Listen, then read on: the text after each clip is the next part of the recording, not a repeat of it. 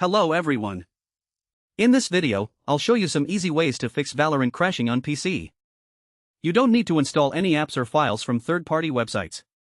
Make sure to watch the full video and follow each step. First, right-click the Valorant shortcut. Select Properties. Go to the Compatibility tab. Enable Run this program as an administrator. Click Apply and OK. Now let's make sure Valorant is allowed through Windows Firewall. Search for Windows Defender Firewall. Open it. Click Allow an app or feature through Windows Defender Firewall.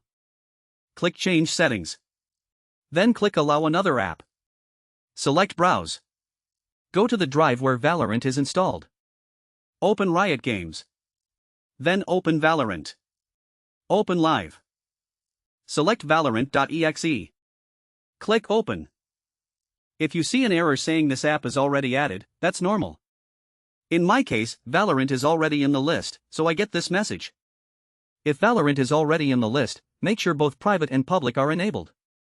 This makes sure Windows Firewall isn't blocking Valorant from connecting properly, which can sometimes cause launch or crashing issues. Click OK. Now try launching Valorant again. If the game is still crashing, the next step is to update your graphics driver. Search for Device Manager and open it. Expand Display Adapters. Right-click your graphics card. Select Update Driver. Choose Search automatically for drivers. If Windows finds a newer driver, let it install. Then restart your PC and try launching Valorant again. If you're still getting crashes, check your GPU manufacturer's official website for the latest compatible driver and install it.